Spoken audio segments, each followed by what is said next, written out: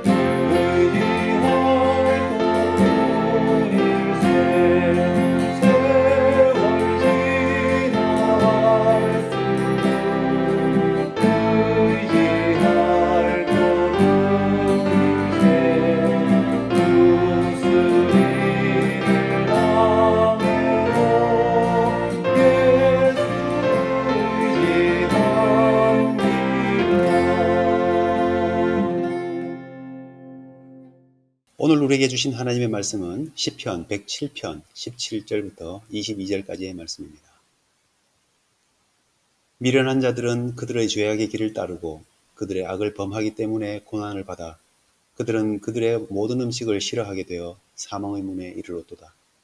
이에 그들이 그들의 고통 때문에 여호와께 부르짖음에 그가 그들의 고통에서 그들을 구원하시되 그가 그의 말씀을 보내어 그들을 고치시고 위험한 지경에서 건지시는도다. 여호와의 인자하심과 인생에게 행하신 기적으로 말미암아 그를 찬송할지로다. 감사제를 드리며 노래하여 그가 행하신 일을 선포할지로다. 아멘. 우리의 삶의 경험은 참 다양합니다. 좋은 일도 있고 나쁜 일도 있습니다. 내가 행한 일로 인해 행복하기도 하고 또 불행을 경험하기도 하지만 내가 하지 않은 일로 인해서 행복한 일이 뜻밖의 행운을 얻기도 하고 또 마른 날의 날벼락처럼 생각지 못했던 불행을 경험하기도 합니다. 이것이 우리가 이 땅에 살아가는 삶의 모습입니다.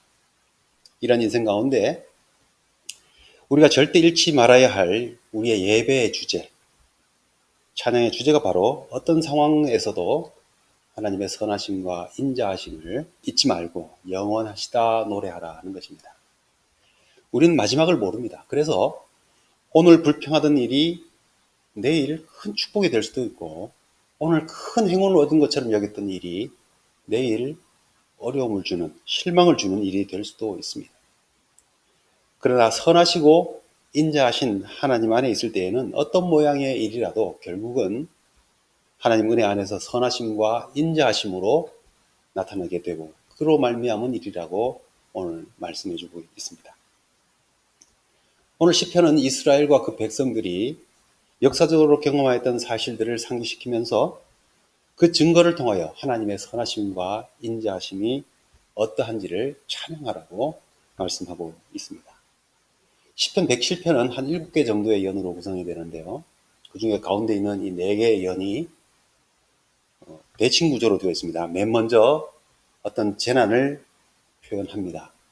곤경에 처한 사람들, 흑암 가운데 있는 사람들, 질병 가운데 있는 사람들 이렇게 표현을 하고 그 사람들이 그 재난 가운데 하나님께 구원을 요청하는 구조입니다.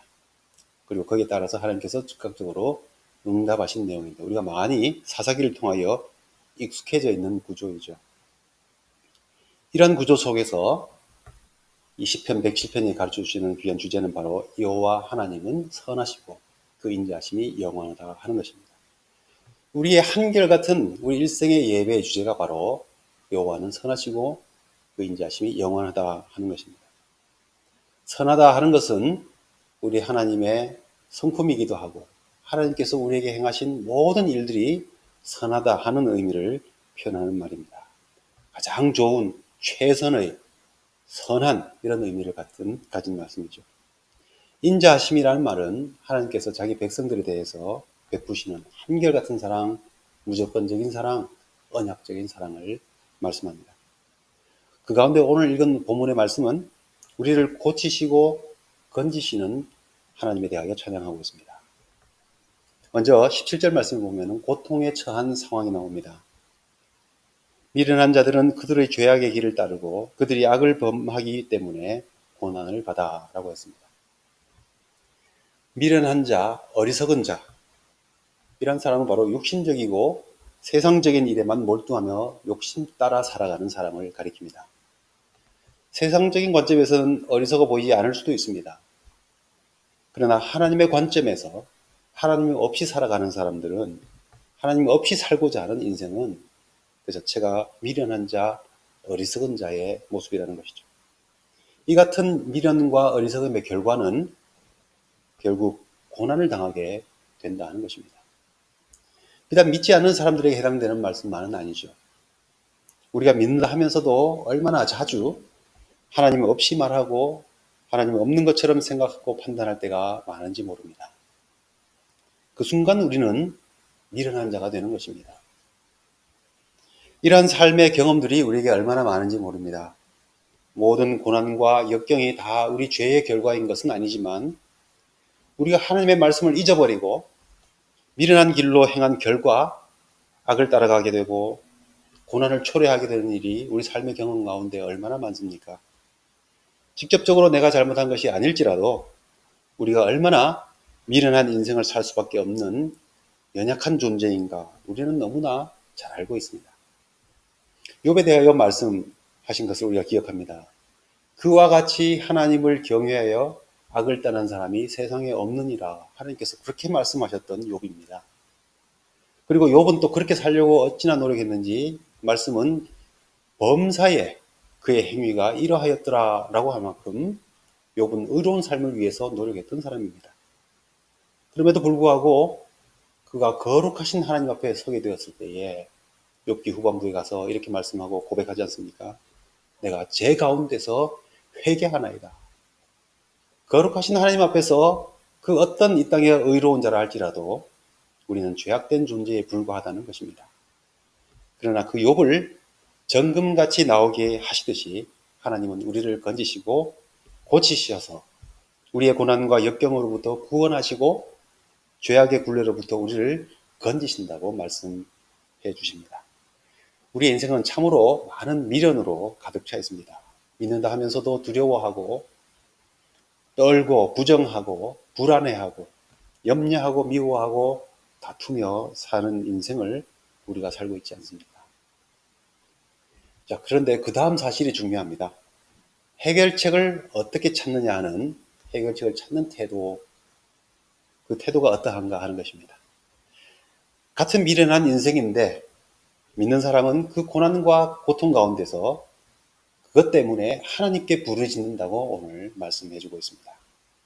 많은 사람들이 어려움과 곤란을 과학으로, 돈으로, 또 자기가 겪은 그 경험으로 이와 같은 사람의 힘으로 해결하려고 합니다. 물론 우리가 경험하는 이 세상에서는 돈이든 지식이든 자신의 것을 많이 쌓고 저축하고 가지고 있는 사람들이 문제 해결 능력을 더 많이 가지고 있는 것이 우리가 경험하는 사실입니다. 그러나 그것은 일정한 한계 안에 있을 때뿐입니다. 코로나같이 팬데믹으로 빈부귀천을 가리지 않고 찾아오는 이 고난과 역경 앞에서는 누구나 한계를 드러낼 수밖에 없는 것이 인생입니다.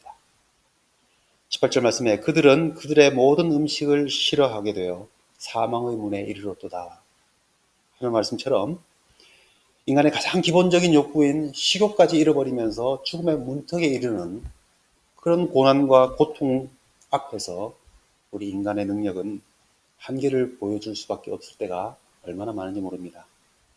그런데 그런 때조차도 어떤 사람들은 자기 힘을, 인간적이고 세상적인 힘을 더 의지하고 거기서 해결책을 찾으려 한다 하는 것이죠. 이걸로 안 되면 내가 이 정도 하고도 해결하지 못하면 끝이야. 소망이 없어. 라고 말하는 사람들이 참 많습니다. 하지만 우리 신앙인들은 다릅니다. 그 고난과 역경 속에서 나의 문제, 나의 미련함, 인간의 연약함을 깨닫고 하나님을 찾는다는 것입니다. 19절 말씀에 이에 그들이 그들의 고통 때문에 여호와께 부르짖음에 그가 그들의 고통에서 그들을 구원하시되 라고 하였습니다. 이런 표현은 우리에게 익숙한 패턴이기도 합니다. 사사기에서 특별히 반복되었던 모습인데 우리는 미련하게 살다가 그 결과로 고난을 겪습니다. 그러나 그 고난이 우리로 하여금 하나님을 찾게 하고 하나님께 응답을 부르짖게 합니다. 고난의 시기에 고통의 상황에서 하나님을 찾는 것은 미련함 중에서도 가장 현명한 일을 하는 것입니다. 이런 삶의 태도의 차이가 진정한 미련함과 지혜를 나누고 있다는 것이죠. 오늘 말씀은 하나님께서 고통 중에 부르짖는 백성들에게 어떻게 행하셨다 하십니까? 20절 말씀에 그가 그의 말씀을 보내어 그들을 고치시고 위험한 지경에서 건지시는도다 하였습니다. 하나님의 은혜와 도우심을 구하는 자들에게 하나님께서는 구원의 방편으로 말씀을 보내셨다 하였습니다. 코로나로 고통스러워하는 사람들이 하나님께 부르짖으면 백신을 보내야 되는 거 아닙니까? 경제적인 어려움과 문제로 하나님께 부르짖으면 돈을 보내주셔야 되는 거 아닙니까? 그런데 하나님께서는 말씀을 보내신다 말씀합니다. 하나님의 말씀의 능력이 무엇인지를 알고 믿는 사람들이라면 일시적인 해결책인 약이나 돈보다도 더 많은 문제를 해결할 수 있는 하나님의 말씀으로 인해 구원을 얻게 됩니다. 우리는 하나님의 말씀이 육신이 되어 우리에게 오신 예수 그리스도를 통하여 영원한 생명을 얻었습니다. 하나님의 말씀은 병든 자, 귀신 들린 자, 고통 중에 처한 자들을 살리고 고치고 구원하셨습니다. 하나님의 말씀은 어둠과 죽음과 절망의 자리에서 사람들을 건지셨습니다. 하나님의 말씀은 살아있고 운동력이 있어서 좌우의 날선 검과 같이 우리의 영혼과 심령과 골수를 찔러 쪼개기까지 하여 변화시키고 치료하신다 말씀합니다. 우리는 일시적이고 즉각적인 해결책만을 원하고 그것으로 좁고 일시적인 믿음만으로 사는 초보 신앙인에 머물러 있지 않는지 생각해 볼 필요가 있습니다. 하나님께서는 부르짖는 이스라엘에게 모세, 선지자, 사사들 같이 하나님의 말씀의 사람들을 보내어서 구원하셨습니다. 그리고 이제 성육신 하신 말씀 자체이신 예수 그리스도를 통하여 우리를 구원하십니다. 이런 하나님의 구원은 몇몇 사람만 경험했던 일이 아니지 않습니까? 하나님의 살아계신 역사는 유구한 역사 속에서 수많은 사람들이 직접 경험하였던 살아있는 진리입니다. 본문은 이런 하나님의 역사를 경험하였던 사실을 기억하게 함으로써 우리 삶이 어떤 모습이 되어야 되는지를 가르쳐주고 있는 것이죠. 먼저 내 인생에서 베푸신 하나님의 기적을 찾으라 하는 것입니다. 지금 힘든 것, 어려운 것, 문제만 바라보지 말라는 것입니다. 지금까지 인생 가운데 이런저런 힘들고 어려운 문제들을 수없이 겪으면서 여기까지 왔는데 한번 돌이켜보시면서 그것이 내 힘이 아니구나. 하나님이 내게 베푸신 기적이고 은혜였구나. 하나님께서 내 인생에 행하신 기이한 역사였구나. 이것을 찾으라 는 것입니다.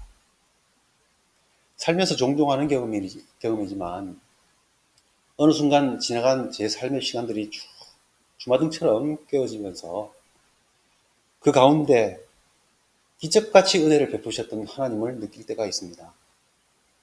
저는 그런 순간을 느낄 때 정말 눈물이 나고 얼마나 감격스러운 순간으로 느끼는지 모릅니다. 그리고 그 순간의 경험과 깨달음은 그 다음에 있게 되는 모든 어려움들을 이겨낼 수 있는 힘이 되게 해주었고, 그리고 남은 모든 인생을 소망과 담대함으로 살아가게 해주었습니다. 그러므로 우리가 삶에서 어떤 상황 가운데서도 하나님의 선하심과 인자하심을 찬양하는 일을 쉬지 말고 감사하는 삶이 되라고 오늘 말씀해 주고 있습니다. 우리 인생은 하나님의 인자하심과 하나님께서 우리에게 행하신 기적으로 가득합니다. 태어난 것부터 개인적인 이 사회적인 역사적인 소용돌이 속에서 수많은 사건 사고를 겪으면서 오늘에 이르는 것 자체가 기적 아닙니까? 한 분 한 분 삶이 다 기적입니다. 그리고 그 기적은 하나님의 인자하심과 그 은혜의 결과인 것이고요. 내 인생이 기적이며 그 기적은 하나님께서 나에게 베푸신, 나에게 행하신, 우리에게 행하신 기이한 일이었음을 고백하라 말씀합니다. 그리고 두 번째, 지혜로운 자가 되라 말씀합니다. 하나님의 선하심과 인자하심을 깨닫고 그리고 지혜로운 자의 삶을 선택하는 것입니다. 어려움도 아픔도 고통스러운 일도 많았지만 지나고 보니 그것이 내 삶을 성숙하게 하고 나를 성장하게 하는 그런 일들이 얼마나 많습니까? 익숙하고 안주하며 살아가던 역사를 새로운 역사로 바꾸는 일들이 그런 고난과 역경에서 일어났던 것을 우리는 잘 알고 있습니다. 하나님은 더 크고 넓고 높으신 하나님이십니다. 우리 인생을 더 높고 넓고 높이 아시는 하나님이십니다. 그리고 그 하나님은 항상 선하심과 인자하심으로 우리에게 역사하셨습니다. 우리는 이 사실을 잊지 말아야 합니다. 이것을 아는 자를 성경은 지혜로운 자라고 말합니다. 43절 말씀에서 보면 더욱 강조하여서 지혜 있는 자가 누구인가? 이러한 인생사 수많은 일들을 지켜보면서 그 가운데 역사하신 하나님의 선하심과 인자하심을 깨닫는 자가 지혜로운 자다 가르쳐 주십니다. 이 진리를 깨닫는 자가 지혜롭다는 것이죠. 오늘 말씀은 인생의 문제가 무엇이고 그 해결책이 무엇인지를 가르쳐 주고 있습니다. 세상에 많은 지식인들이 있고 부자 그리고 힘 있는 사람들이 많지만 다 지혜로운 것은 아닙니다. 우리가 우리 인생이 기적임을 알고 또 그 기적이 하나님의 선하심과 인자하심으로 말미암은 일임을 깨달을 줄 아는 자가 될 때 진정 지혜로운 자가 되는 것입니다. 지금 우리가 경험하고 있는 이 질병과 어려움과 고난의 시기 속에서 오늘 주신 말씀대로 지혜로운 삶을 살아가는 우리 모두가 될 수 있기를 바랍니다. 하늘에 계신 우리 아버지여, 이름이 거룩히 여김을 받으시오며 나라 임하옵시며 뜻이 하늘에서 이루는 것 같이 땅에서도 이루어지이다. 오늘날 우리에게 일용할 양식을 주옵시고 우리가 우리에게 죄 지은 자를 사하여 준 것 같이 우리 죄를 사하여 주옵시고 우리를 시험에 들게 하지 마옵시고 다만 악에서 구하옵소서. 대개 나라와 권세와 영광이 아버지께 영원히 있사옵나이다. 아멘.